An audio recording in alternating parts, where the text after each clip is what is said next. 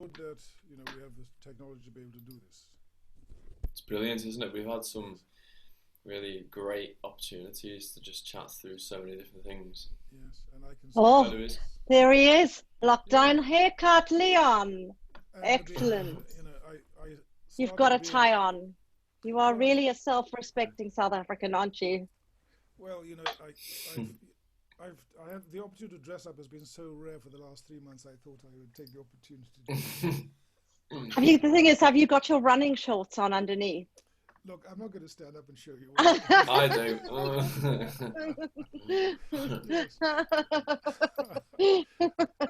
I'm kidding, Leon. Oh, here's Claudia, Aisling, Matt. Hi. Hello. Hello. Hi. Ooh. It's Aisling. There we go. Oh, there she is. How's it going? Hi. Well. Yeah. How's everybody doing? Matt? Good, thank you. Yeah, not too bad. Yeah. Has everyone kind of slowed down to the speed of home activity that's frenzied? Or 100%. yeah. I know the feeling.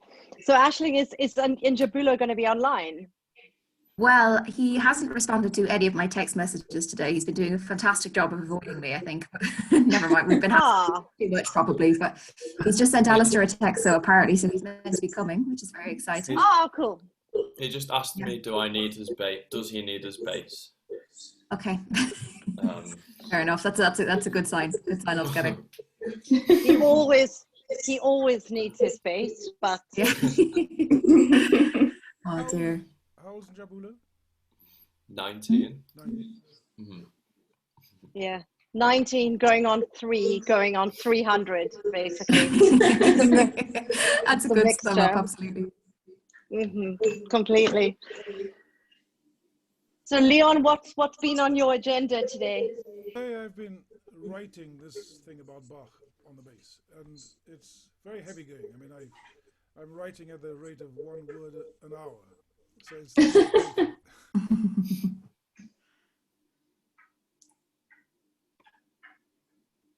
Oh, we're losing the sound. Yeah. Can you hear Ali? No, okay.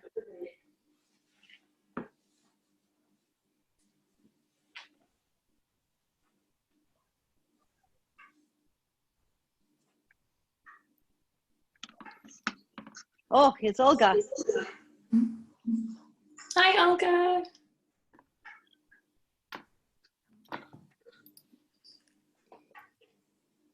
Oh, she's somewhere there. Hi, Olga. You're looking very glamorous, Olga.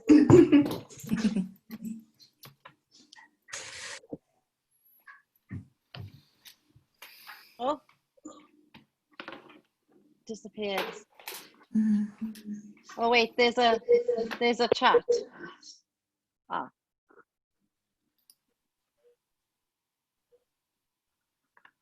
No.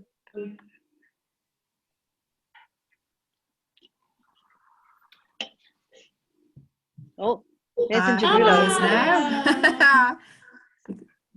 No, Leon. Maybe I should just. Oh, there you go. We can hear you. We can hear you now. Oh. It's gone again. Oh, heck.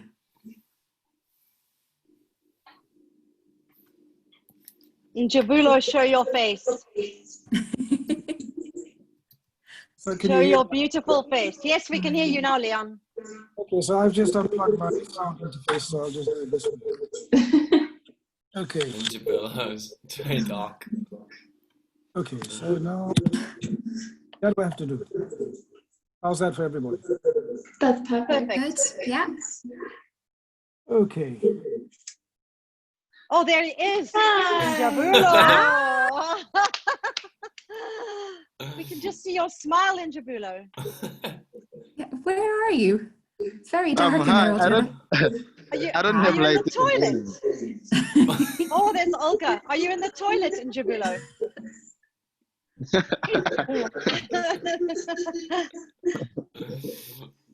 What's he doing? I guess it's load shedding. Oh, Okay. Camo. Hi, Camo. Oh, look at Rita. Oh, Hi, Rita. Yeah. oh, Jabulo, so cute. are you in bed in Jabulo? Sorry? Are you in bed? Yes.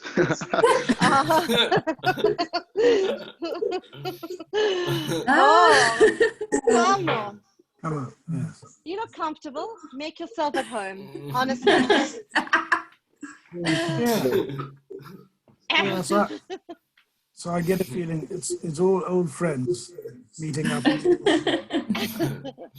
Olga, you're wearing a very glamorous dress tonight. Yeah. I know. Isn't it meant to be like freezing? Minus. Yes, see. Yeah. Okay, no wonder. It's nice to see you. In Jabulo, you've gone back into the darkness now.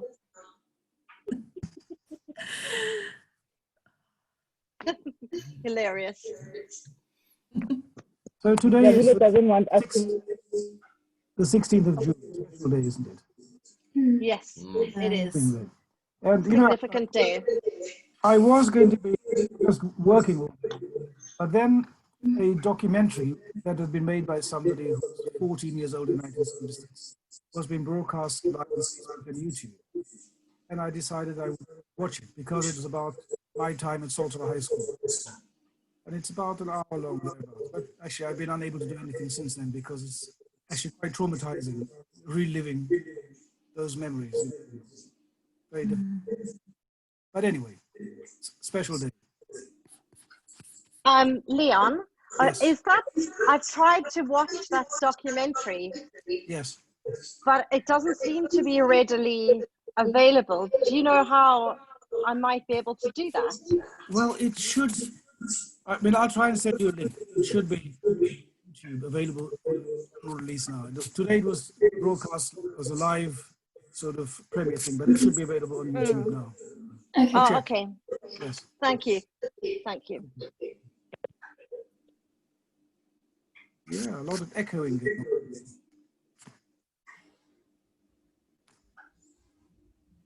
It's a bit weird, isn't it? The echoing. It is, yeah. I have no idea why that's happening. I mean, you know, before Christmas, we were told that the country needed free, high-speed broadband, and everybody thought it was a crazy idea. And now we believe it to be. Indeed. Yeah, exactly. It seems a little Ali. bit better now. Yes. Yeah. Ali, where did you want to start this evening? You and Claudia, what was the... Well, welcome, firstly, Leon. Thank you. Welcome to My Leon. pleasure. Thanks for your Good to time. see you. Yeah. I thought it'd be nice if Leon could introduce himself first, and then I have a few questions from a student that can't be here today in Bali. So maybe we could kick off with one of those and then open it out to other people and see where it goes, and then I can kind of guide it if we want to go in a different direction. Okay, sure. My name is Leon Bosch. Most people know me as a bass player, but I'm just a South African-born kid that has grown up since leaving the townships, and I made my life through music. And along the way, about 58 years up to the present date, I've learned a few things along the way. And very useful. All right, life is special. Try to make the most of every minute I think. So here I am. You can ask me anything you like.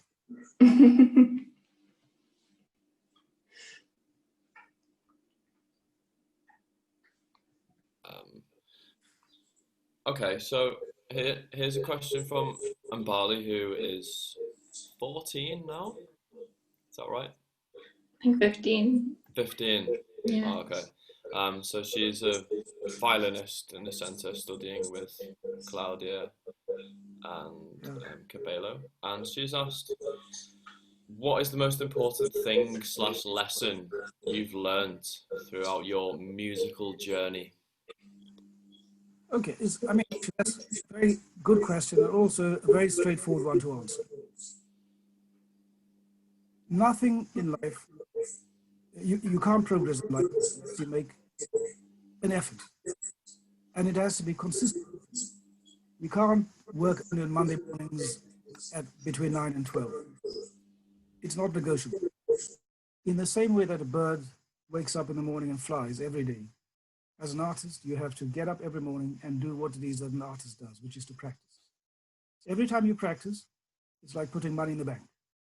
And every time you perform, it's like making a withdrawal. And you must know the concept of being overdrawn at the bank, where you have no money left and they charge you to take more money out. As an artist, also, you can become overdrawn. And it means that you just haven't practiced enough. So the secret to success and a long career is to have put more money in the bank than you ever take out. So in terms of practice, it means that, you know, for every 2 hours that you have a concert, you have to practice 8 hours. The other thing which is important, though, is that repetition is the holy grail. You know, why do we practice? Because we know practice makes you better. Casals, when he was 97 years old, said that, you know, he began to see some improvement. He practiced every day till the age of 97. And this is the truth, that it is through repetition that you learn. It is through repetition that you develop neural pathways which become permanent, so that you can liberate more of your brain for the creative things rather than have to concentrate on mechanical. So at the age of 14, you have quite a bright future because you can spend all the hours necessary to develop those new neural pathways and then to become more and more creative and to actually just become a better human being, an artist every day. Thanks, Leon. Yeah, a pleasure. And Jabulo, Camo, fire away. I'll unmute you. Oh, you're both on mute. Where's Shibuya? Okay. Oh,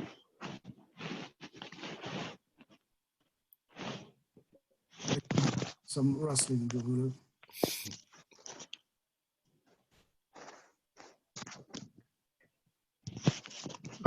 can I ask a question?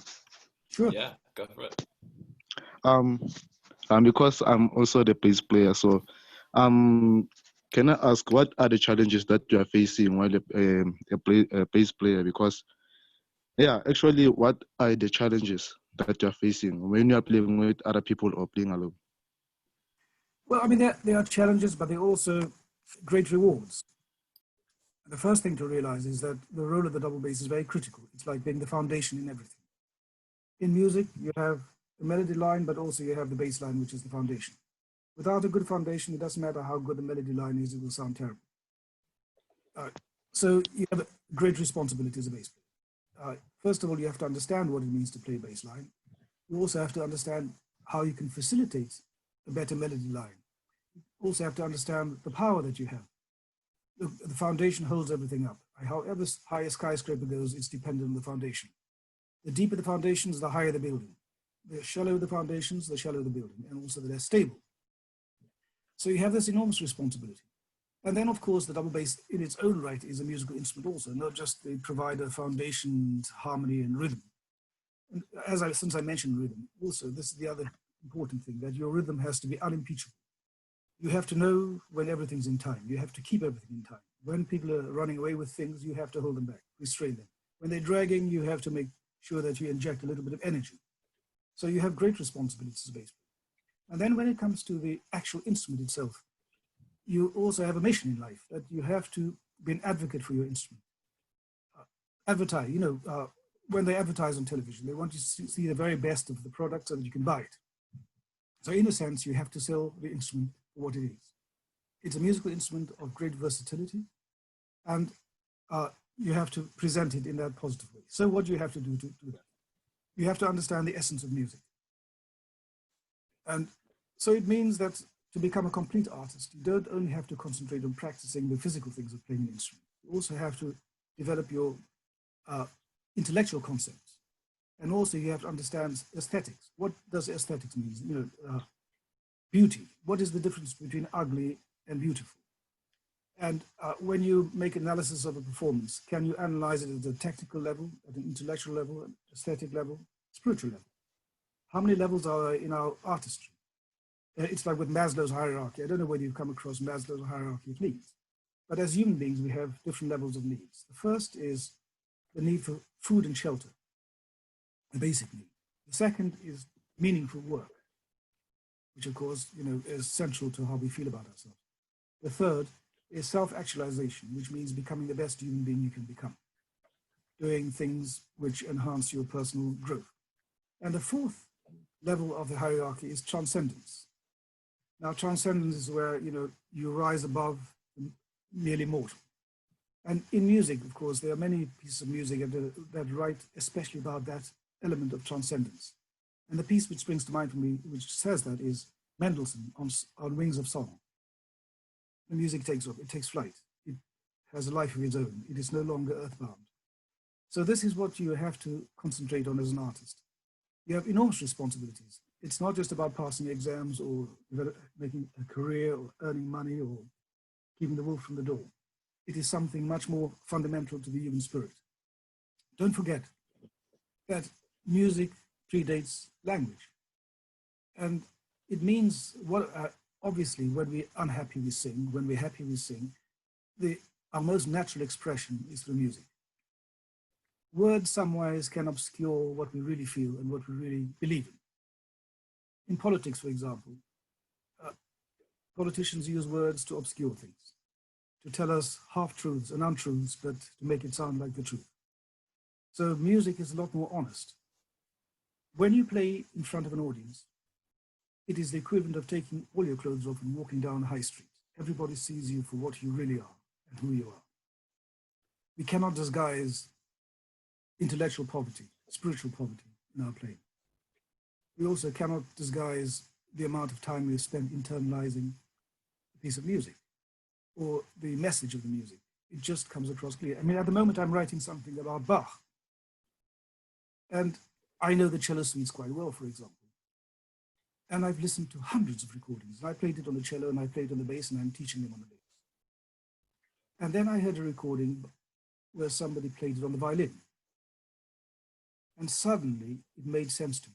It was one of the most beautiful performances I've ever heard. And the reason it was so beautiful is because the person playing it had understood the message of the music, the essence of the music. And she wasn't playing it merely as an instrumentalist. And this is your task, Jabulo, as an instrumentalist and as a human being, and as a musician, that you have to transcend the limitations imposed on us by various things. Does that somehow give you a sense of this wonderful mission that you have in life, or that you've chosen in life?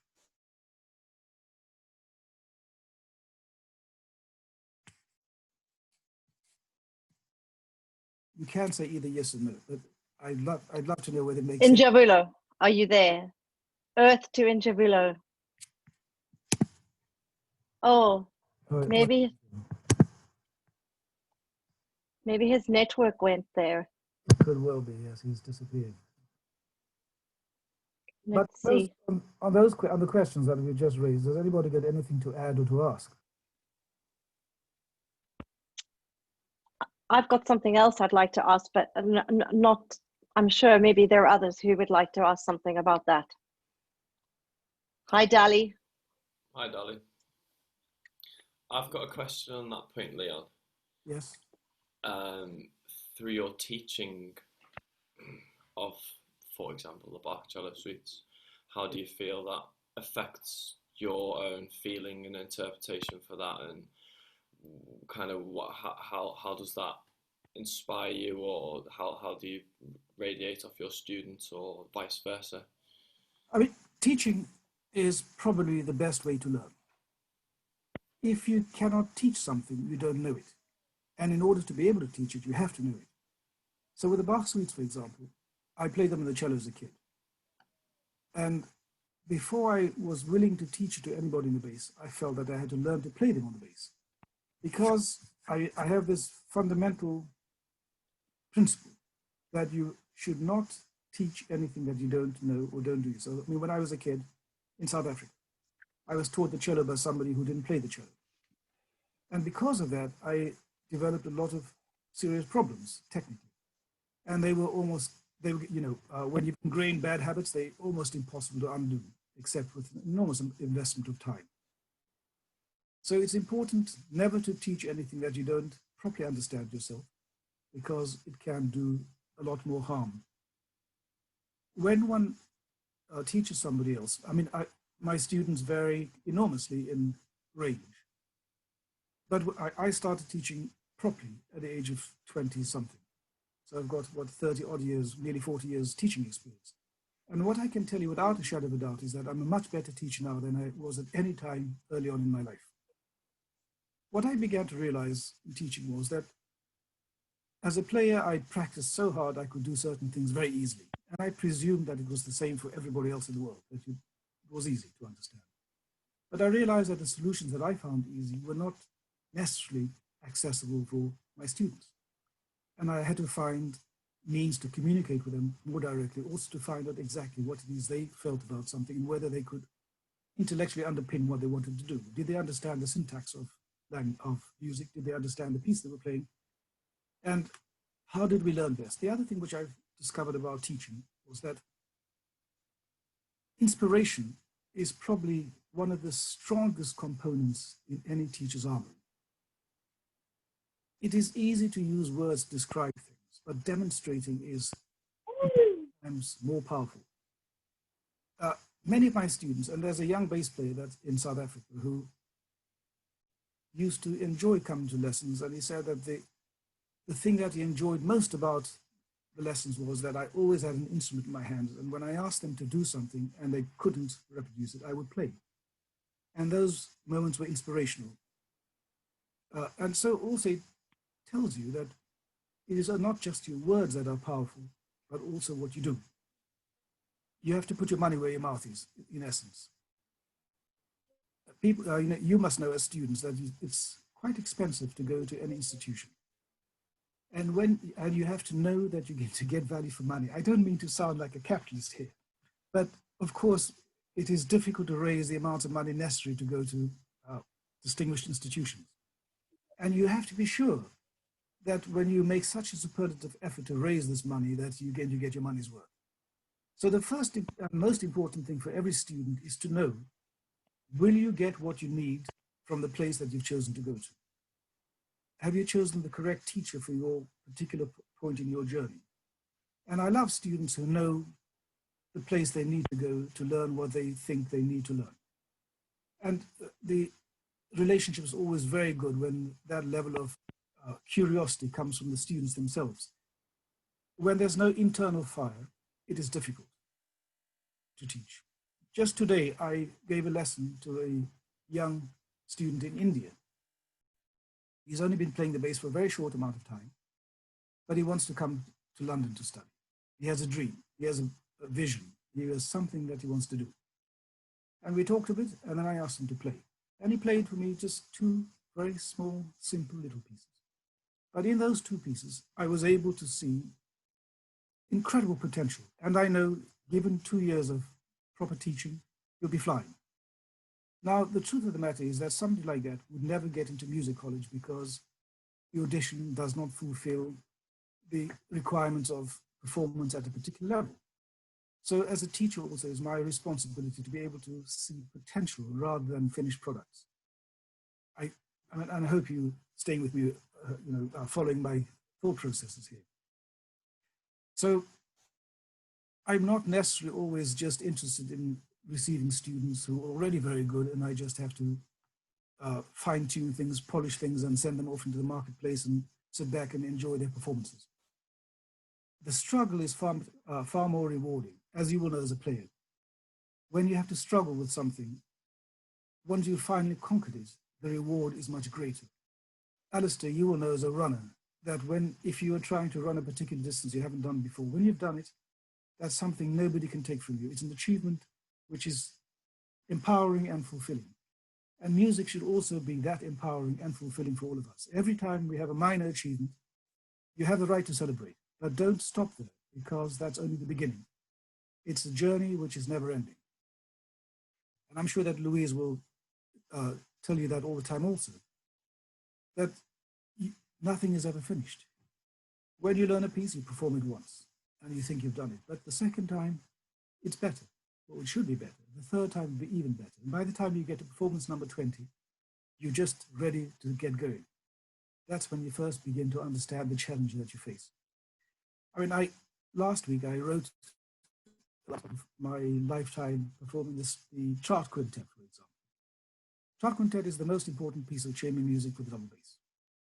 And I've played, I reckon, over 1,000 performances. But I'm never bored of the piece because I know that every time I played, even when I played with the same people, I'm learning something new. There's something I might not have discovered. There's a different solution or a phrase. There's a different balance. There's different color. There's something that you can always do. And this is the beauty of music. It is not a finite question. It is an infinite one. There are infinite possibilities. Can you imagine that with a handful of notes, you can have so many possibilities? Emotionally, you can express so many things. Also, you can learn so much about the human beings with whom you interact. A room with 5 people to play the chart. The first chord you play tells you everything about everybody in the room. You know whether you can work together or not. You know how much you can contribute, how much will be received from you with graciously, how much will be rejected, how much you're going to have to fight, whether you're going to have a battle or not. And this is what's so beautiful about music. It is the most complex human form of expression. There's nothing that cannot be exemplified in a note, in a phrase, in a piece.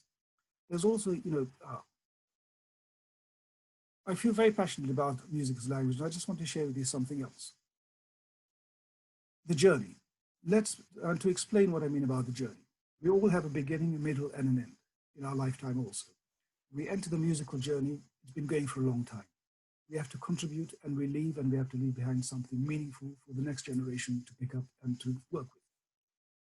So, for example, in something that's in sonata form, let's say, you have the exposition.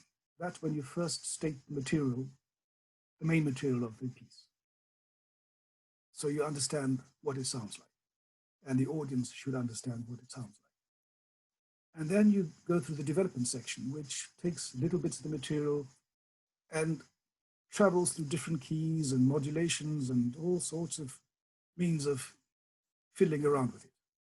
And eventually you come back to the original key with the original material. Now, the truth of the matter is you cannot possibly in the exposition, even though it's written that way, just enunciate the material that you've enunciated right at the beginning exactly the same way. And the reason you can't do that is because your journey through the development section means that you have greater wisdom now. And when you restate that material at the end, it has to be stated with the wisdom acquired through that journey. And as an artist, we have to be acquiring wisdom about what we do all the time. So, a responsibility, and it's a joy. What else is there in the human experience that has this complexity and then can be received by others with so much love and affection? And this is something that we miss, of course, during this lockdown period, the interaction with other human beings. And we interact, just think, sound is waves, invisible waves going out, reaching out to our audience. And it's much the same that we as human beings emit waves of electricity, and just think, it is these waves which decide how we interact and how we affect each other. There's a lion in the jungle. Does the antelope have to be told that the lion is dangerous to its future existence, or does the antelope just sense it and race off?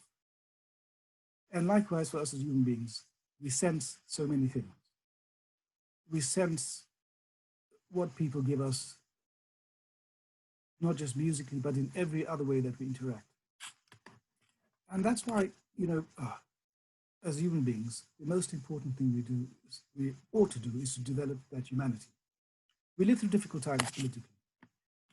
And it's sometimes not in the interest of those who are in charge of running our society to create that level of harmony because it doesn't serve their financial interests or their other interests of power. So we have to be careful.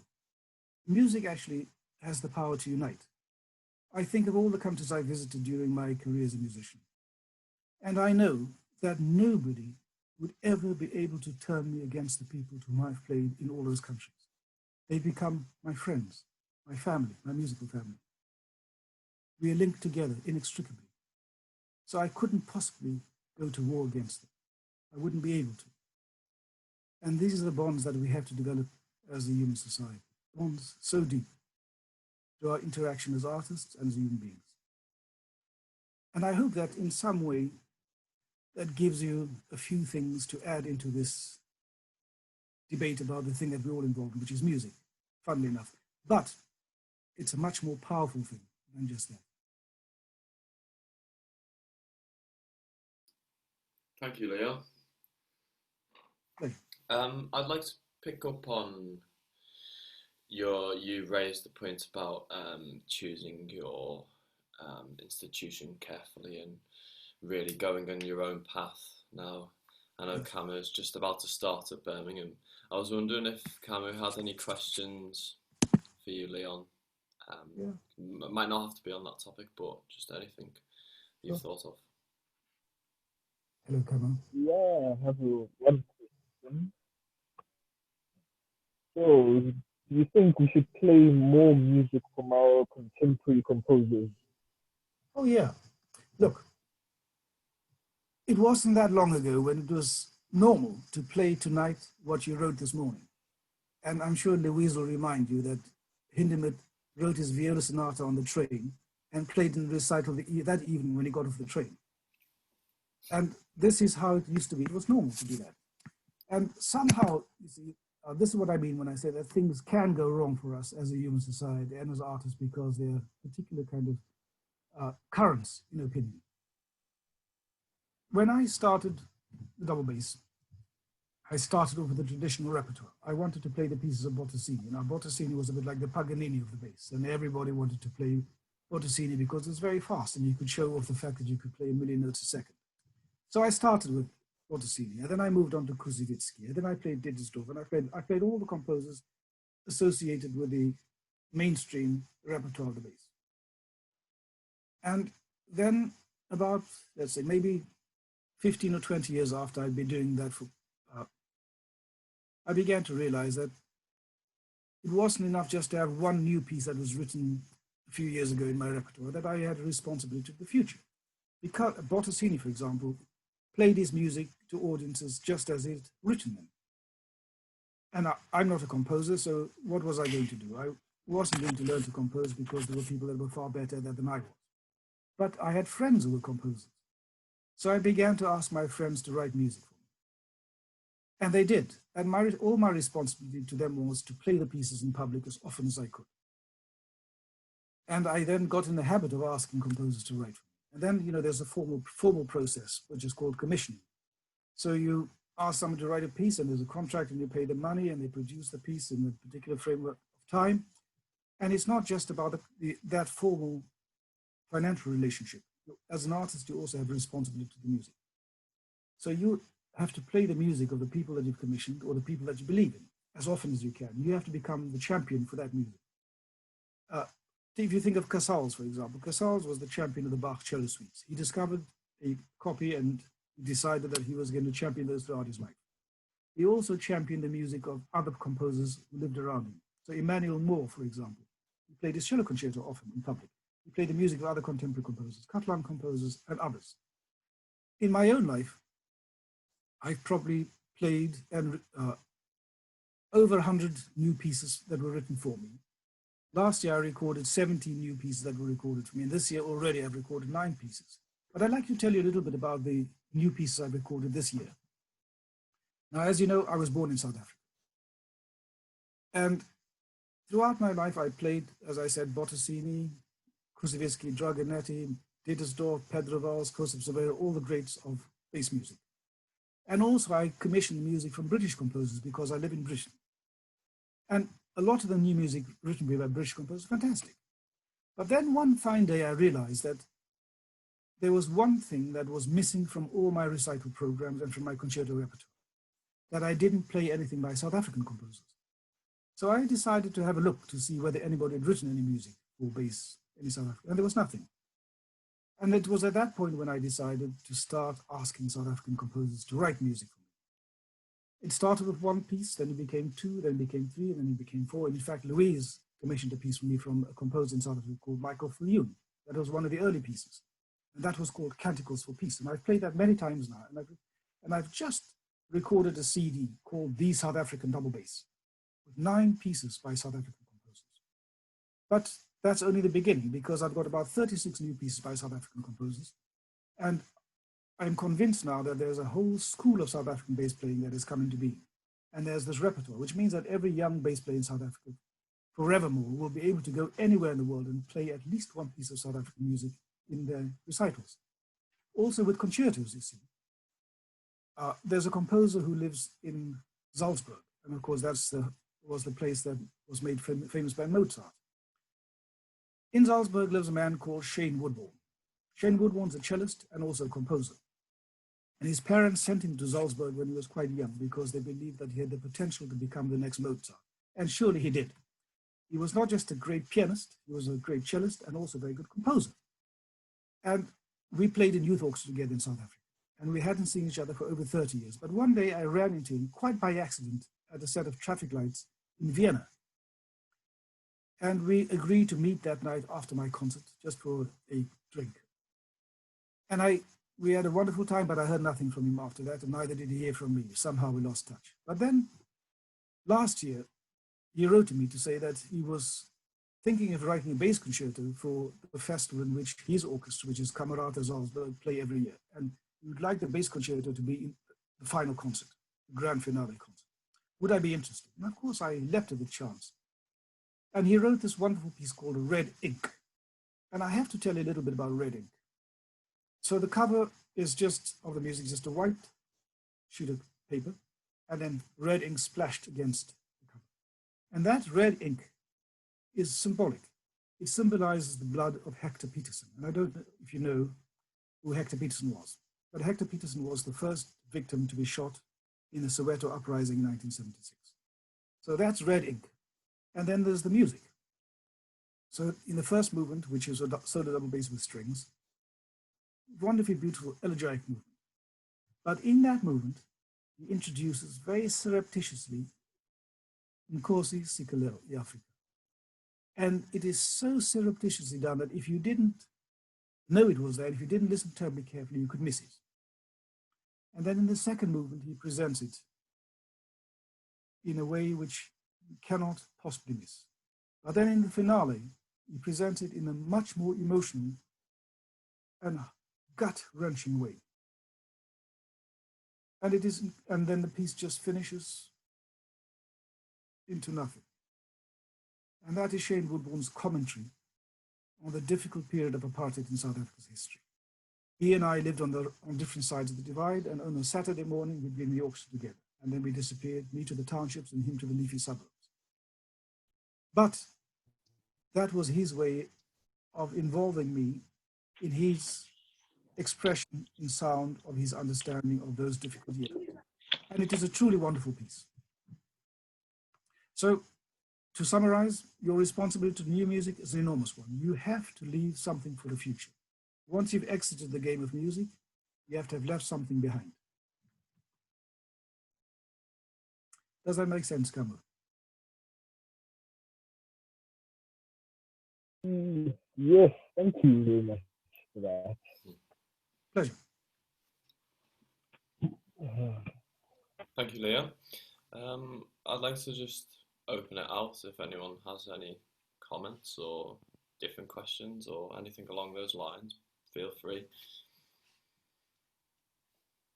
I'm just wondering, is Injabulo with us? Yeah. Oh, Yes, he's got light now. Yeah. Hello, you're I'm with us. back. Hi, Injabulo. So, I mean, maybe Injabulo wants to elaborate on the start of my question, because it is so pertinent to the bass. I sort of feel it a bit with the viola journey too, Leon.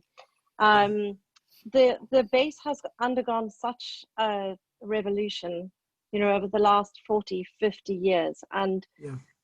and in a way, like the role of bass players has changed so much, and it's a really fast changing world. It feels like you know, there's a huge amount more expected from bass players, and it feels like there is a huge also difference between different schools of teaching around Yes. the world. And as maybe particularly for Injabulo, because it's so important to him, and I think it is quite detached in South Africa in some ways, playing the bass. I wonder if you could tell Injabulo something about those schools of teaching, and maybe sort of describe how you feel perhaps the bass has evolved over, you know, it's really Yes. been a very short journey Yes. where suddenly everything has completely changed. Yeah, you know, it's a very complex question, also a very interesting one. But so I'll try to touch on a few things as it pertains to Njabulo, the future, the bass in the past, the bass in the present, and the demands necessary. Now, Njabulo, the first thing to say is this: there are more bass players now than there have been at any time in history. Well, maybe not in the classical era. There might have been more, because the double bass was very popular during the classical era, and more music was written for it then. There were about 250 concertos in the classical era, and I don't think any other era has been as prolific, you know, in terms of repertoire for us. Also, bass players were much respected much more during the time of the classical era. Just think, for example, Haydn wrote a bass concerto for Sperger, who was the bass player in his orchestra. He wrote all the solos for Sperger, and then there was Pichelberger. So Sperger was also a composer, and he wrote 18 bass concertos himself. And obviously there was a market for these things. They wouldn't have written them if it was not possible to perform them. Now, out of that period came various schools of playing. You will be aware of, for example, if you've learned C-Mandel etudes, then that's Middle Europe, you know, that's Austria. There's the Austrian school of bass playing. There's the German school of bass playing. There's the Hungarian school. The Hungarian school was epitomized by Hrabi, who wrote 5 volumes of studies about how he understood the bass and how you should play the thing. C-Mandel wrote books of etudes, 2 methods, and also some concert music for the bass. There's the school that originates out of Bottesini. Bottesini was one of the greatest virtuosos to have lived. In fact, he was the second great virtuoso. The first great virtuoso was Dragonetti, and Dragonetti, of course, wrote a lot of music also. But his music is not fashionable. He lived in England for most of his life, and most of his music sits languishing in the British Library. But it's one of my passions, bringing the music of Dragonetti to the world. So trace the line from Dragonetti through Bottesini. So Bottesini taught a man called Roveda, who taught a man called Pedro Valls, who composed a lot of music for bass. And actually, I've recorded his music. And Valls taught Torello and Cervera, and they also wrote music. And I've recorded some of Cervera, but not Torello yet.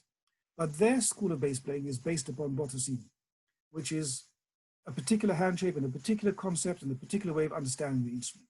Cervera wrote a method also for the bass. And so there's that particular school. There's the Polish school of bass playing. There's not a lot of solo bass music, but there's a way in which Polish musicians understand the instrument. There's the Russian school of bass playing. Now you must know that Kusevitsky is central to the Russian school. And there was also Gertovich, great Russian soloist. Of course, Kusevitsky wrote just 4 pieces for bass and piano and a concerto. Not very much, but he soon became a conductor, which is why he didn't present us with much more. But there's a recording of Kusevitsky playing in 1919 or 1920 in a style which we wouldn't necessarily dare to emulate today because we might be turfed out. But it is very expressive. And again, he understands the bass in a particular way. And also there was a composer called Glier who wrote music for Kusevitsky. And in fact, Glier is said to have orchestrated Kusevitsky's bass concerto. And then the most important thing to know is that the famous piece by Rachmaninoff, Vocalise, is said to have been written originally for the bass for Kusevitsky to play. It only subsequently became a piece for voice. I don't think that people are willing to accept that theory, but I think that the evidence is pretty strong. And Louise will know that Thomas Martin, who is the bass tutor at Birmingham, is very clear about that origin of Rachmaninoff's Vocalise. So you have all these schools.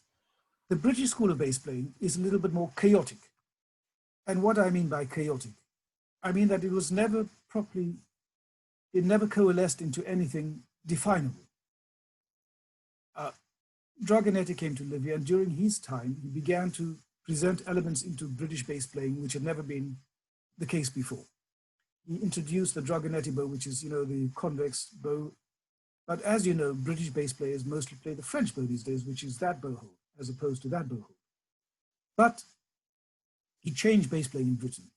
And you must know that Dragonetti was responsible for Beethoven writing, the trio and the scherzo from his Fifth Symphony, the famous bass bits, and also the Ninth Symphony. But the British school of bass playing is based very much, it has been till now, on the aspect of orchestral playing. There was this illusion that, well, I can't play the bass, but I can play in an orchestra. But of course, even orchestral playing now has become something much more sophisticated. In the good old days in Britain, if you just possessed a bass, you could get a job. Now you actually have to be able to play pretty darn well to get a job at all. Competition is fierce. So the question is, what do you need to do to become competent enough to be able to exist as a bass player in all these fields? Something that I'm particularly worried about as a bass player is this. At the age of, I think, 20 or 21, I remember the first thing of great value I was asked to do. I was asked to deputize at short notice for a very famous bass player to play the Trout Quintet with a world-famous string quartet. They trusted me to do it, and it was a live performance for radio. I didn't let them down, and I got employed by them and other quartets throughout my life because, as the young kid that I was, I didn't disappoint. They trusted me and I delivered. Now, my worry is this. Today, we have so many bass students and so many young bass players and so many professional bass players. Now, we have a musicians union in Britain. And in London alone, you have a musicians directory, which is that thick. And there are, goodness knows, how many pages of bass players working in the profession. But the question I always have, and which disappoints me, is that if I were scheduled to broadcast something tonight, let's say, with a chamber ensemble, and I broke my finger or hurt my hand, how many people are there that I could really trust to deputize for me and to do a good job? There are a handful of professional players who could step up and play a Schubert octet with no notice, or a Trout Quintet, or let's say something more complex, Soldier's Tale, Stravinsky or something. But there, amongst the younger generation, I don't think there are many people that one would trust without serious question. Now, then I ask the question, what is the problem? And the problem is very simple in essence, that the amount of experience available to young players has diminished because of the way that education has developed. So it demands of you, the bass player, a greater level of commitment to finding the opportunities to become the player that you need to become and that you wish to become. Now, that is one part of it, so that as individuals, we have to be a little bit more curious and also a little bit more committed to developing the artistry which we think is useful for the future, and also would, not that being a musician is about earning a living, but would one be able to earn a living and keep the wolf from the door through one's mastery of one's instrument, also one's understanding. So you have to understand not just your solo repertoire and the context, you have to understand chamber music repertoire. Also, you have to understand chamber orchestra, and you have to understand symphony orchestra. Because of lockdown, we have this complex situation now where symphony orchestras might wish to return to work with fewer people on stage playing chamber works. Nice idea, but maybe they should best leave it to the chamber musicians, because it's as sophisticated an art playing chamber music as it is playing alto, Zarathustra in a symphony orchestra. You really have to know what you're doing. And the time to learn to know what you're doing is early on in life. Again, I have to say that I was very lucky. At the age of 20, I began to work as an extra player for the BBC Philharmonic in Manchester, the Halle Orchestra, the Liverpool Philharmonic, and all the professional orchestras in the Northwest. But the reason I could make a living was because I was very good at being Mr. Short Notice. And what do I mean by being Mr. Short Notice? Let's say Liverpool is 35 miles away from Manchester, as Alistair will tell you, because he knows Liverpool very well. I lived in Manchester. And sometimes the telephone would ring at 6 o'clock. And they would say, somebody's gone ill in the Liverpool Philharmonic, concert at 7:30, the program is Helden Laban and blah, blah, blah. Would I be willing to drive to Liverpool to play the concert that evening? And I'd say, yeah, sure. Just keep me a parking space. You know, there's a car park for the artists in Liverpool. I would put on my tails, pack my bass, drive to Liverpool, and I'd be there by 7:15 or thereabouts, and I would just walk straight on stage and I'd play the concert. And they knew that I would play all the right notes in the right order and the right dynamics, with the right articulations also. And that allowed me to earn a living and to raise a family.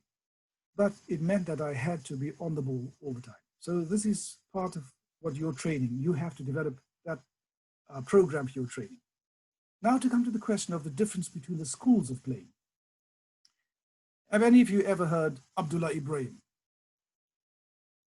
Yes. Okay.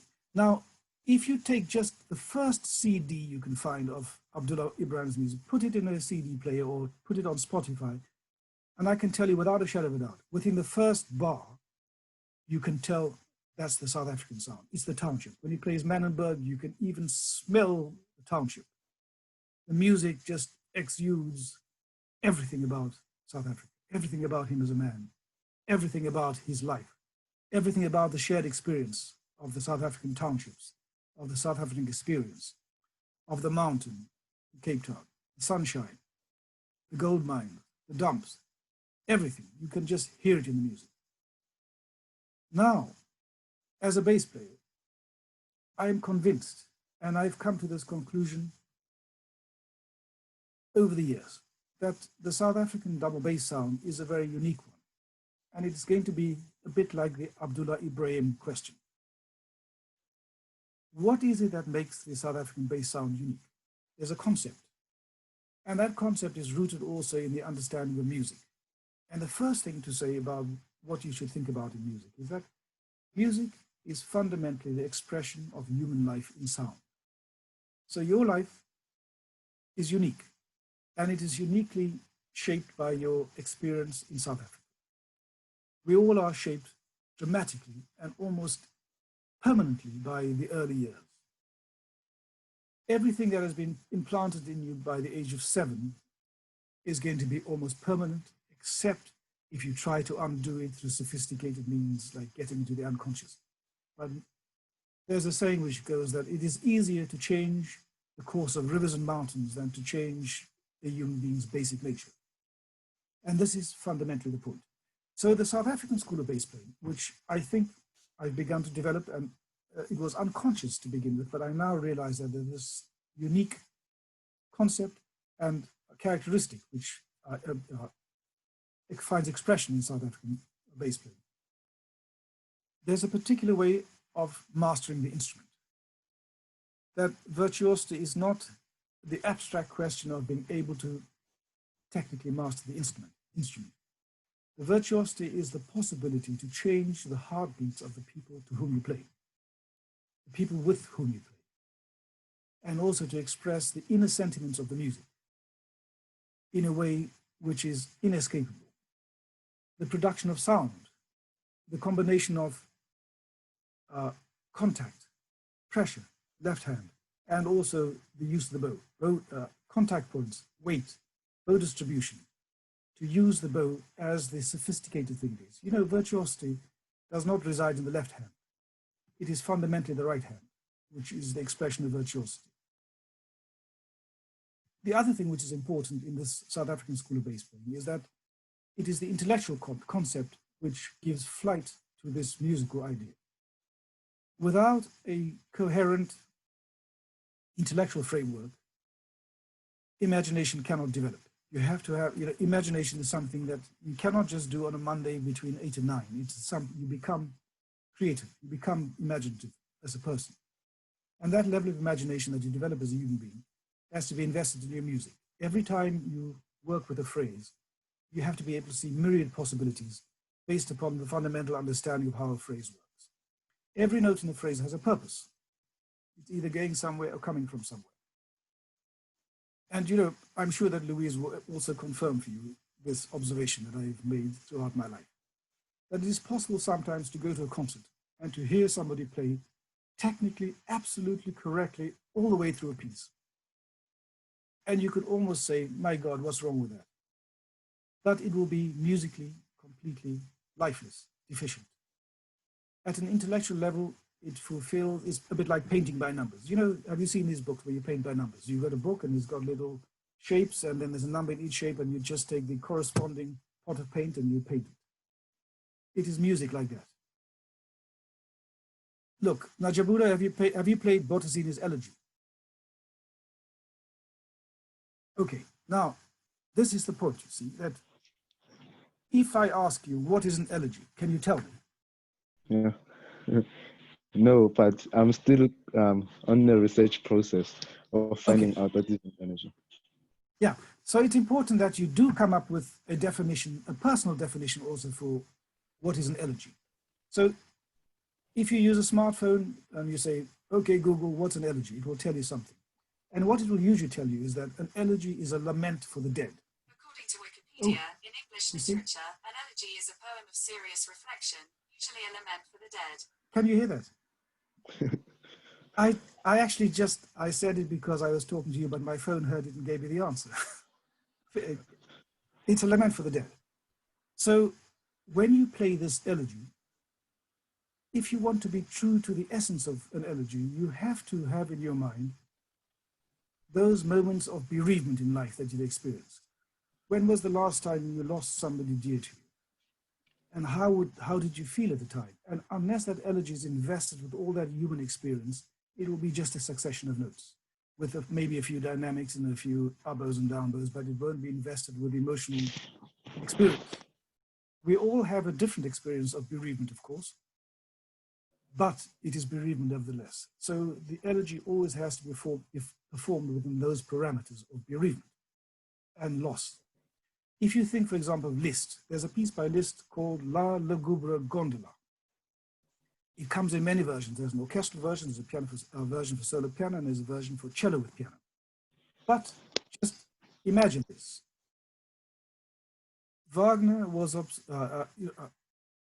Liszt was obsessed with the music of Wagner and Wagner's individual and his greatness.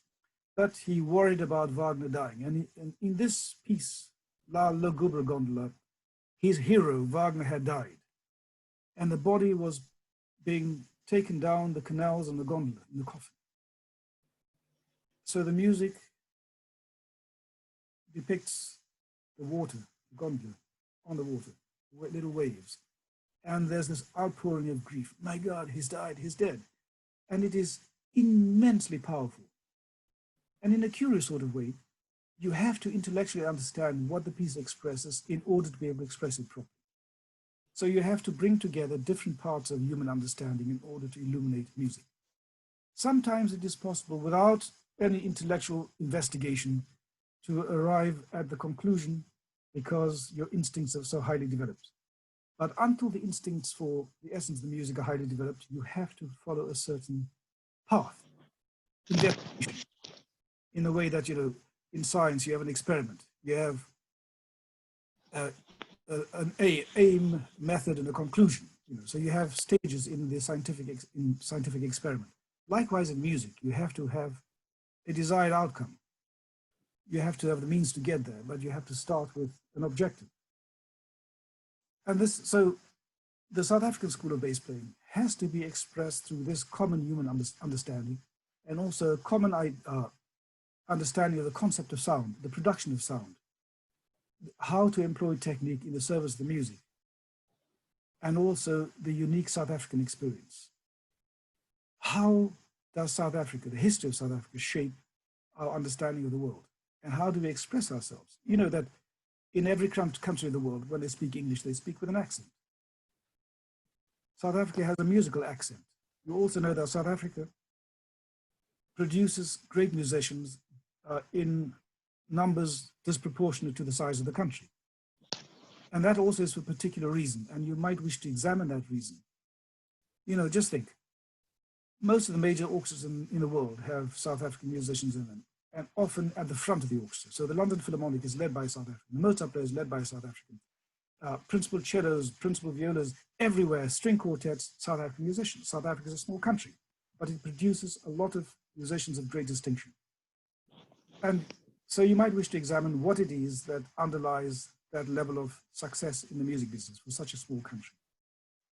There are music projects in South Africa, also usually successful. And you know, I'm always flabbergasted.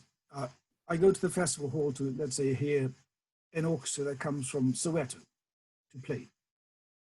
And the audience, by the end of it, is leaping around in the aisles. They've been so moved by the quality of the music they've heard. And it means to me that the young musicians who play have really found the essence of the music. They were able to communicate to us all something very beautiful. And one can contrast that sometimes with going to a concert where you spend a lot of money for your ticket. You sit there respectfully, all the notes flow by in the right order, the right time. You go home after polite applause, and that's it. You will forget that you'd ever been there.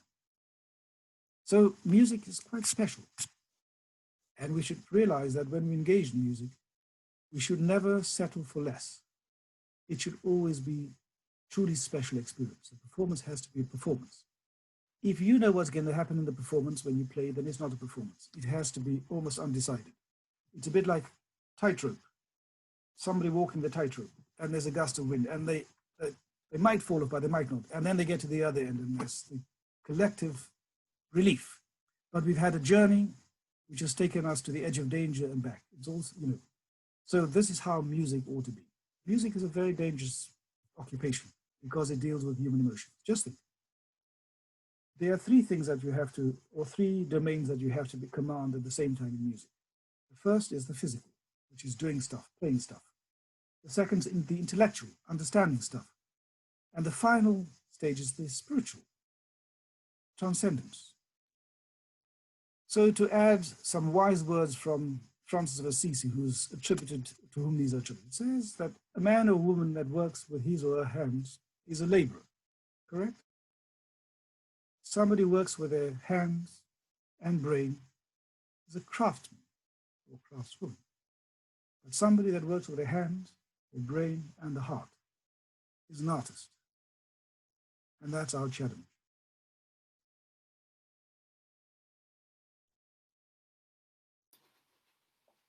Thank you, Leon. Don't want to follow on from that now. Just to link back into what you said about imagination, and that's something that you can't, you know, schedule into your week at 8 till 9 in the morning on a Wednesday. You're not going to have an imagination hour. I'd like to link that into a question from Mbali, with something I've thought of as well. It's an enormous pleasure for us all to work in a profession that we love, playing music, but with that obviously comes huge challenges. Yes. And, you know, having spent your whole career within the arts, how do you maintain your drive? Is there anything else you do to alleviate, you know, do you have other interests so you can keep your music fresh? And from Mbali, just to follow on from that, did you ever think of quitting the double bass, and what prevented you in doing so? Okay, I'll start in reverse order. Have I ever thought of quitting music? Not quitting the bass necessarily, but quitting music. I had thought at one point in my life of quitting the music profession, and I have to explain why. Everybody will know that music does not pay huge amounts of money to anybody in the profession, not as a player anyway. And I had already been in the profession for 20 years, and I began to feel that the level of my effort was not necessarily rewarded well enough financially, because it was difficult to buy a home to live in. It was difficult to raise a family, and I was working longer hours than necessary. And it had always been my ambition to, you know, as a kid, to be a lawyer. And I thought that I needed maybe to concentrate on becoming a lawyer and forgetting about this question of being a professional musician. On A, financial terms, and B, professional terms. But I soon realized that my problem was not one related to music necessarily. It was the music profession. It was the profession that was deficient. In teaching, as you might know, there's this cute philosophy that anybody who teaches in music doesn't get paid very much because theoretically they have another real job. the whole country in Britain operates on this basis of amateurism. So you have members of parliament who generally have income from other things, so that, even if the parliamentary salary were not very much, it wouldn't matter because they don't depend on their salary in parliament to live, which means that everything in Britain has been rooted in amateurism. In the music profession also, the administrative part of the music profession is well paid by comparison to the artists. And the level of sovereignty that the artists enjoy is minimal. Most artists go to work every morning to play a piece of music they didn't choose, with people they didn't choose to be with, in a place they don't want to be necessarily, and in a way they don't choose, and they don't get paid enough to compensate them for those indignities. But they do it because they have expenses in life. And if that is the only way one lives as a musician, then your dreams die. So the important thing in life is, how do you find the means to sustain your humanity? And this is very important for anybody who goes down the route of music. The first thing to say is that if you're going to go down the route of being a musician, it has to be something that you believe in so completely and utterly. And I have to say that I do. I always have, even though I had that moment when I might have gone off to become a lawyer. When I fell in love with music, I didn't know that this was how it was going to turn out, but it's a lifelong love. Every morning I get up, it's the first thing I want to do. I play the double bass, but I don't just play the double bass and go to work. I do many things related to the double bass.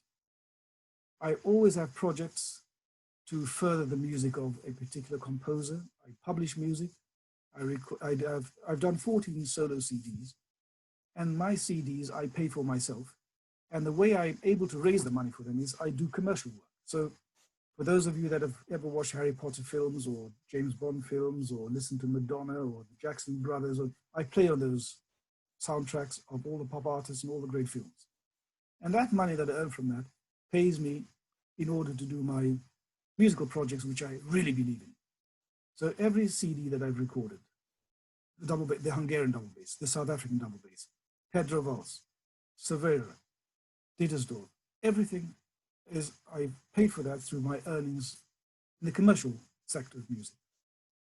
My publishing company, all those earnings from commercial work plowed back into a project I believe in. We've been in lockdown for 3 months. And as I mentioned to Alistair earlier, every day I've got up, I've had so many things to do, I cannot begin to imagine how I found the time previously to go to work. And some of the work in the short term does not have a paycheck at the end of it, but it's an investment into the future. So as an artist, you have to make investment in yourself and in music and in the people around you. And what do I mean by that? Look, in music, you have some little small benefits eventually after many years. So 40 years after entering the music profession, I now get paid royalties 4 times a year for some of my pop stuff and for various other things. And it is nice to have little things coming back, and you invest it in new projects. So, when you practice, it's an investment in the future. You know that when you get invited to play that Tchaikovsky violin concerto in Carnegie Hall, you've done the practice and you'll be ready when the opportunity comes. At my age also, every day now, unexpected things happen, beautiful things happen. So today, I get a phone call out of the blue from the person who runs the Wigmore Hall, asking me whether I'd like to be involved in a project to film a particular program. And the only reason that becomes possible is because I've had a long journey in life, and people see what you do, they hear what you do, and when the right opportunity presents itself, you're in the frame. Which means that as an artist, you have to always be doing things, you have to be visible. And the things that you do have to be things of value. It cannot just be scanning barcodes, the equivalent of scanning barcodes every day. We did begin to discover in this period of lockdown that people working in supermarkets are key workers, but we don't pay them very well. And they do sometimes stultifying work, scanning barcodes, but they provide a great service to us, and we have to value everybody. Artists are not valued, but we know that what we do does have value. So just because there's a view about how things are valued does not mean you shouldn't do it. You should know that what you do as an artist is of great value to human society. It's the expression of human life in sound. It is personal at the same time as being investing in something bigger than yourself. To walk out onto the stage, to play a piece, you have to believe in yourself. If you did not have a certain level of self-belief, it would be crippling. You couldn't possibly walk out on stage. So you have to develop a certain level of confidence. And confidence comes from mastery. When you know that you can do something, you know in your heart of hearts that you can. And that gives you the confidence to walk out into the world and to present it with confidence. And it's a difficult thing to do. So there are so many complex things that you have to do as an artist. You have to believe in yourself. You have to be working constantly. And at the same time as believing in yourself, you also have to believe that you know nothing, which means that you have to work harder every time. Every time you have a success, do take the time to celebrate, but don't celebrate forever because the world moves on. When you have a failure, don't be downhearted. It is normal. Failure is the way that you learn. How do kids learn to walk? They get up, they hold onto the sideboard, they try to move, they fall over, and they try again, and they do it again. And eventually they let go of the sideboard and they stand there and they smile because they're able to stand unaided. And this is our lives. Every day that we get up, we have to be doing things the equivalent of falling away from the sideboard, falling down without the sideboard. If everything is comfortable, it means that we're not growing. We have to every day do things that are uncomfortable. And only in that way do we become better human beings every day. Learning new music. Camo, you asked about this thing. It's uncomfortable because you don't know how it goes. Nobody's recorded. You can't listen to it on the radio and a record because nobody's done it. So you have to learn how to understand new music without a blueprint. So music is complex. Do you know, if I live to be 100, there will always be things that I want to do musically. I make lists of things. I have every day, you know, this book was started June 2020. It's like a to-do list for tomorrow, but also the to-do list for the next 6 months, the next 12 months, all my projects. So in terms of recording projects, I have a list this long of recordings that I'd like to make. Concert proposals, things I'd like to do. Composers I'd like to commission. People I need to call. People, you know. So for example, a good friend of mine is going to be having a birthday next Monday. We've not been in touch for a while. So I'm going to write him a letter and send him a birthday card. That's on my list of things to do. Always being in touch with the people that matter to you. It is never too much to spend some time on the people that you value. Friends, family, fellow artists. And it means that you could never be bored and that you could never run out of things to do. And that's the beauty of life, at least as I see it.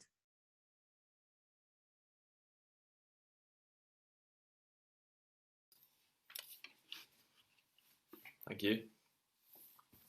We have 15 minutes, so yes. Yeah, if anyone has any questions, just fire away. Please do. Go on, Aisling. Hi, Leon. Lovely to hear you speak. I was just wondering, I mean, of course, you've played so many concerts in bass sections, but as well as a soloist. And I was wondering if you had any advice for our ARCO students about preparing for concerts or dealing with nerves and kind of efficient practicing and that sort of thing. I wonder if you might like to talk about that for a bit. Yeah, I mean, look, nerves. Let's talk about nerves, you know, stage fright. And everybody suffers to some extent from the anxiety of playing in front of other people. Just think, when you're very young, you don't care. It's easy to perform because we're all natural performers. What is it that interferes with our willingness to expose ourselves in public, so to speak? Is that we begin to fear consequences.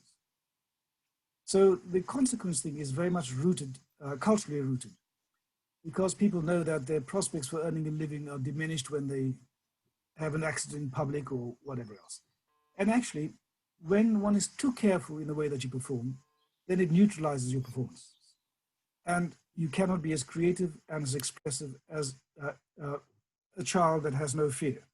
So how do we retain this sense of almost childish exuberance? That is something we need to work at. And it's by not fearing consequences. Just think, I'm sure that you must have this experience also. The times when you've had the greatest results in life is when you just did stuff without caring about consequences. You just had a go. When you negotiate, let's say financially, when you've got nothing to lose, you always come away with a better deal. And this is the truth, that we should be willing to take chances. Now, the other thing is that, of course, you can be foolhardy and turn up to stuff totally unprepared.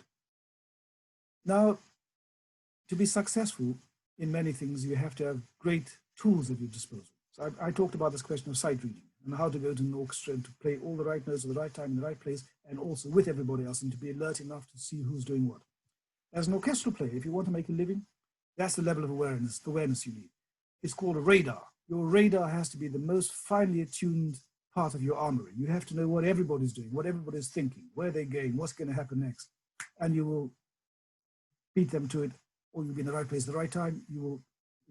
The other thing which is important is think of orchestral excerpts. Young musicians don't learn orchestral excerpts in the way that they necessarily should. And just to give an example of how you should know orchestral excerpts, my first teacher, Zoltán Kovács, was from the old Hungarian school. And I remember going to play next to him in the Cape Town Symphony Orchestra, as it was called then. But Zoltán's training was such that he could play the Brahms symphony that we were playing that day and talk to me whilst he was playing. He played the Brahms symphonies from memory because he'd learned them so well. And he had many different interpretations of his fingertips, different fingerings for every difficult passage. And as somebody who sits on audition panels often, what do I want to hear? I want to hear somebody play the orchestral excerpt as if they were playing with an orchestra, who understand who else is playing what, not just as a succession of notes. Also to bring something unique to it, a personal view of that symphony. Take something simply like Mozart 40, ta-da-dum, ta-da-dum, pa-da-ta-di. If there's no phrasing, then you don't have to hear more than the first phrase, and you know that the person's not going to get a trial or go on to get a job. There's such fundamental things. I listen to lots of scholarship auditions also. And I know usually within a matter of seconds whether the person is going to deserve a scholarship or not.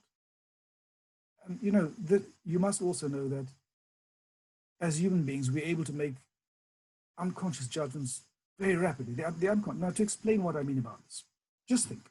You open a newspaper, double broadsheet newspaper, 2 sides of paper. You know, you have to hold your arms out to be able to hold it in front of you. And just try this. Let somebody find a newspaper where your name might be somewhere in the millions of words across that sheet of paper. What you will sometimes find is the unconscious will have found your name without you looking at it. And then you have to spend the next 5 minutes trying to find it because you know it's there. The unconscious processes information much faster than the conscious brain. And this is why you have to train your unconscious. And how do we train the unconscious? By practice, by repetition. So also when you're going to play as a chamber musician, when you know the pieces really well, let's say you've memorized Beethoven Opus 18, number 1. It's in 3. Which key is it in? Can somebody tell me the key for Beethoven Opus 18, number 1? F major. Bravo. I thought you would know. But you know, these are the sort of things you should just know. When somebody says Opus 59, number 1, what is that in Beethoven? When somebody says anything, you should have almost encyclopedic knowledge. You should recognize the first note of every piece. You should know which instruments play in. What's the instrumentation for Beethoven 1, First Symphony? How many trombones in Tchaik 5? Who plays the opening of Tchaik 5? You know, teen, ta, ta, teen. Which instruments? Can anybody tell me? It's the famous tune. Pa, pa, pa, da, da, da. Say again? Go and look it up. One clarinet, 2 clarinets. And why does he do that? It's because he wants the slightly more human sound of the question of 2 people trying to play in absolute unison but not managing it. So it gives a much more human element to the sound. He could have had 1 clarinet if he wanted it really clean. So when you do Tchaik 5, you have to know that it has to have that kind of sound, which is a little bit more human than absolutely anesthetic. So it is, you know, so what I'm talking to you about is the question of wisdom, not knowledge. Knowledge is easy, you can just look it up, but it's wisdom that comes through experience and understanding. So just to answer your question about how do you prepare for the future, Adrian, you have to have all these kind of things at your command. You have to know what it takes to do everything. You have to be a completely rounded human being with all this skill at your disposal, you know, with a quiver, with an arrow for every occasion. And to know that it's almost automatic, that you can just pull the right one without having to think about it. If you have to make a decision about something, it'll be the wrong decision. When you just do what you know is right, it will be right. There's a book that you should read about that. It's called Blink. But what's the name of the author? Louis, as you will know. His name always escapes me. Malcolm Gladwell. The book called Blink. It's about how we make informed guesses. It's not a guess, it's an informed judgment because it's based on experience. So as an artist for the future, you have to develop that level of instinctive knowledge, just to know what is right. And you have to have the right people around you who help you on that route. Sometimes we get very lucky and we have somebody who can teach us 10 years worth of wisdom in a day or in a week. And sometimes we spend 10 years and learn nothing. But you have to know when you're treading water also. Complex, but beautiful. I have a thought. Yes. So many musicians around the world are in a sort of, what should we say, not able to be out there doing what we usually would. And I wonder, how do you think the world might realize that it can't do without music? Because I believe governments basically probably don't care very much right now, because there are things like feeding people that, of course, yes, take priority. How might we make the world realize that it can't live without music? Well, you know, it's an enormous question, because our psychological well-being is tied up with our human experience, and part of that human experience is expression, and that personal expression comes through fundamental things like music, literature, sculpture, painting, the expressive part of our lives. Our fulfillment does not come through shopping or through scanning barcodes or going out to work in the traditional sense. Every time there are particular junctures in human history when major change takes place. The Great Depression was a great moment of human change. The end of the Second World War was a moment of great change. And there was the illusion that there was the potential during the 2020 pandemic that we could be going through another portal for permanent change. But I'm beginning to doubt whether this might be possible, and whether the forces arrayed against us are probably too numerous and they have control of the levers of power. But on the other hand, there are things which are quite encouraging and I'm very optimistic about. If you think of the protests that are taking place worldwide because of the murder of an American citizen, these protests are not just about police brutality, they're about disillusion with the global system. And that global system is one which is fundamentally economic, and it's about the relationship between nation states, the geostrategic political power, the battle between the major powers. We have a major power that wishes to dominate the world full spectrum for the next 100 years, and it will do anything to achieve that objective. And in the process, it will trash all human interests. In the United Kingdom, as you rightly say, when will our government or the powers that be realize that music is an essential part of who we are? We can make an economic argument by saying that music brings in £5.2 billion every year, but people don't listen. Our decisions as a nation are not rational ones. They're based upon emotion. It is easier to appeal to people's emotions than using facts. Musicians are sitting at home. I don't know whether you see the thing in the same way as I do, but there have been very few people that have spoken up on behalf of musicians and the importance of music in our human fabric. And it is a tragedy that those who should advocate on our behalf are not necessarily as eloquent as they ought to be. And when there are those that could be more eloquent, they are usually sidelined and shuffled away. Somebody today on Facebook, of all places, suggested that for those who speak about art as elitist and irrelevant to human society, we should have one day soon where everything that the human society does, music should be tuned out. So there will be no music to introduce radio programs. There will be no computer games music. There will be no television series music. There will be no music in films. There will be no music in cinemas. There will be no music in funerals, weddings, nothing. And then also adverts. There will be no music in adverts, advertising at us to buy and stuff that we don't need. And we will soon discover that far from being irrelevant, it is probably one of the things most central. But you have to understand also, all of you, that music is dangerous. Music, and it gives human beings sovereignty. And what is sovereignty? We talk about sovereignty when we talk about the nation state, the right to make decisions about your own destiny. And that's what I talked about when I said that I was disillusioned to music. At one point in my life, I wanted to become a lawyer. It was because I had begun to understand the lack of sovereignty that we have as artists. So my solution for the future is this, that it is not music which is problematic.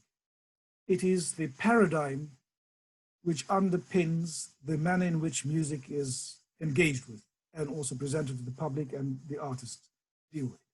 And what we need is a new paradigm. A paradigm which places musicians and the music at the center of the very thing that it is. And that the bureaucracy should be placed at the disposal of the artist and the music. And not vice versa, not the tail wagging the dog. Now, the truth is that vested interests will always resist because they have something to protect. But my optimism is rooted in one thing. There's a man called Buckminster Fuller, who was an American-born futurist and engineer. And he said something very simple. He said that to change the status quo, you don't attack it head-on. You create a new paradigm which makes the old one irrelevant. And this is the way forward for us. And I think many of us have already been involved in this. Here you are, for example, with a music project which is taking the place of organized education in human society. It is much more powerful and it reaches directly the people that is intended to touch. So when we take responsibility for organizing ourselves as a human society, I think we have the possibility for much greater achievements and we can catapult society forward in great leaps and bounds.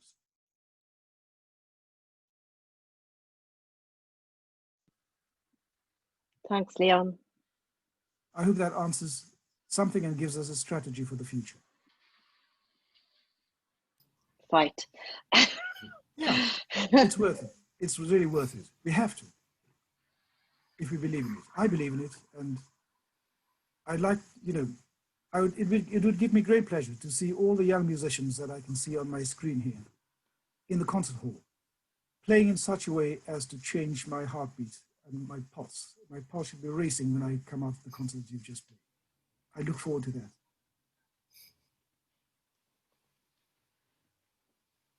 Thank you, Leon. That has been really, really useful, and I've learned a lot of things. So I have, does anyone, Anjabulo, do you have another question, or Kama, or Dali, Olga, just to round out? No, I'm sorry I was late, but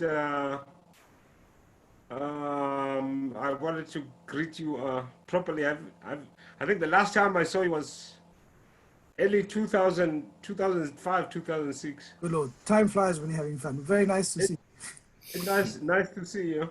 Yes. And thanks for the talk. Great pleasure. Yeah. So I took many good points. Through this period, I remain optimistic, and Yes. And you've also added wood to that fire. So thank you very much. Good. Well, that's me. The red shirt is the flame, eternal flame. Absolutely. Yeah. It never goes down. No. Yeah. You look nice and cozy there, Dali. Well, it's freezing, I tell you. Oh my God. Yeah, and it's raining too, which is very rare for Winter. Yeah. Yeah. Wow. Yeah. God, double whammy. I will enjoy it. We have to live with that shit all year round, so get used to it. Yeah. Yeah, exactly. Exactly. Yeah. I've got a 6:30 call with somebody, and so I'm going to have to depart No problem. and get on Thank you, Leon. the road. Thank you. It's a great pleasure and lovely to see you all. See you Bye. soon. Thank Bye. you so much. Bye. Bye. It must be Great. cold because Anjabulo's got his Russian hat on. Yeah. That's the sign. I'm still interested in how many layers does Olga have? Hey, leave me Olga, how alone. many layers do you have? Hey, I've got 16 layers. Leave me alone. Yeah. Oh my gosh. Well, I will probably have to head off in a second too, but thanks a million. That's very nice to see everybody. Thanks for You could joining sleep us. inside your double base in Jabulo. I'm not going to say burn it. Yet. Definitely not. No. No. Couldn't have that. No, exactly. Oh dear. Wow.